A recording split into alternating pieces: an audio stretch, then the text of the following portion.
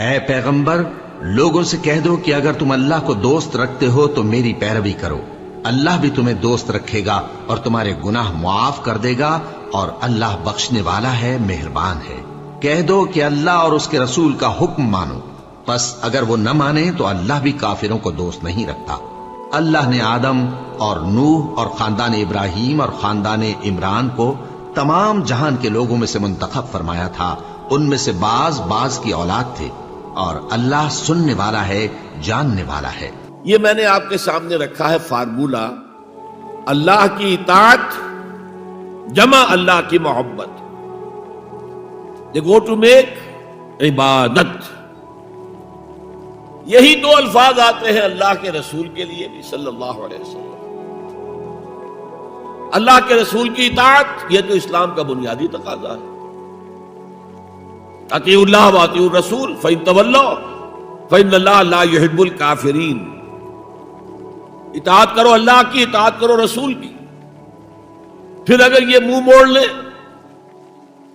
تو اللہ کو ایسے کافر بالکل پسند نہیں، تو کفر کا فتویٰ ہو رہا۔ لیکن اللہ کے رسول کی اطاعت کے ساتھ محبت کو جمع کیجئے۔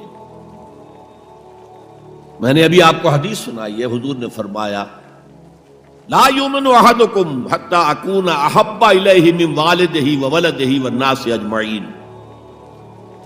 تم میں سے کوئی شخص مومن ہو ہی نہیں سکتا جب تک کہ میں اسے محبوب تر نہ ہو جاؤں، اپنے باپ سے، اپنے بیٹے سے اور تمام انسانوں سے۔ تو اللہ کے رسول کی اطاعت جمع اس کی محبت۔ اس محبت کے ضمن میں ایک واقعہ یاد آیا جس سے اندازہ ہوگا کہ کس قدر اپنائیت تھی، کتنا قرب تھا حضور کے اور حضرت عمر فاروق رضی اللہ تعالیٰ عنہ کے مابین۔ ایک مرتبہ حضور دریافت کرتے ہیں حضرت عمر سے، عمر تمہیں مجھ سے کتنی محبت ہے؟ اب آپ سوچئے، ذرا سا بھی مغایرت کا باریک سا پردہ بھی اگر کہیں ہو تو کیا یہ سوال کیا جا سکتا ہے؟ تو انتہائی قریبی شخص سے ہی کیا جائے گا، تمہیں مجھ سے کتنی محبت ہے؟ عرض کیا آپ مجھے دنیا کے ہر انسان سے بڑھ کر عزیز ہیں۔ فرمایا اور اپنی جان سے؟ اب ذرا سا توقف کیا حضرت عمر نے، الان ہاں اب میں یہ بھی کہتا ہوں کہ آپ مجھے میری جان سے زیادہ عزیز ہیں۔ تو حضور نے فرمایا اب آئے ہو مقام مطلوب پر۔ تو رسول کی اطاعت جمع محبت، اس کا نام ہے اتباع، پیروی کرنا۔ فرق کیا ہے؟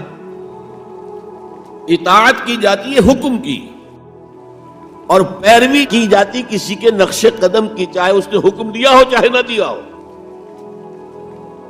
جو وہ کرتا ہو کرنا۔ یہ ہے اتباع۔ یہ اطاعت سے بہت بلند شے ہو گئی۔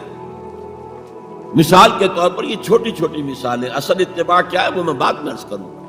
کوئی ایک صحابی بدو باہر سے آئے، ایک ہی دفعہ حضور کو دیکھا، حضور اس وقت اس حالت میں تھے کہ آپ کے بٹن جو ہے کھلے ہوئے تھے گریبان کے۔ انہوں نے پھر ساری عمر اپنے گریبان کے بٹن نہیں لگائے۔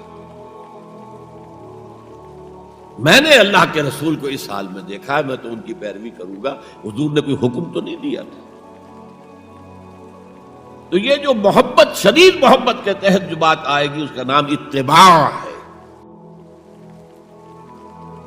اور اس اتباع کا مقام کیا ہے وہ آیت میں سنا چکا ہوں آپ کو۔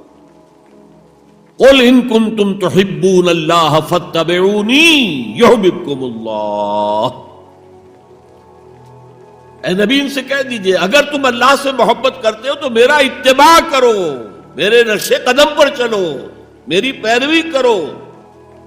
اللہ تم سے محبت کرے گا، تم اللہ کے محب نہیں محبوب بن جاؤ۔ اور اگر کہیں کوئی لغزش ہو گئی، کوئی خطا ہو گئی، کہیں جذبات کی رو میں بہہ کر کوئی گناہ کر بیٹھے تو اللہ معاف فرما دے گا۔ اللہ بڑا غفور ہے، اللہ بڑا رحیم ہے۔ مطلب یہ کہ راستہ تم نے یہ طے کر لیا ہو کہ چلنا مجھے محمد کے پیچھے ہے صلی اللہ علیہ وسلم۔ اب چلتے چلتے کبھی پاؤں پھسل گیا، کہیں گر گئے، کوئی بات نہیں، اٹھو فوراً، توبہ کرو اور آگے بڑھو. تو خطا اگر ہو بھی جائے گی، کہیں لغزش ہو جائے، کہیں چلتے چلتے پاؤں پھسل جائے کیچڑ میں، یا کوئی کیلے کا چھلکا آ گیا پاؤں تلے گر گئے، کوئی حرج نہیں، اٹھو دوبارہ. لیکن نقش قدم جو ہے محمد کا صلی اللہ علیہ وسلم اس پر چلنا.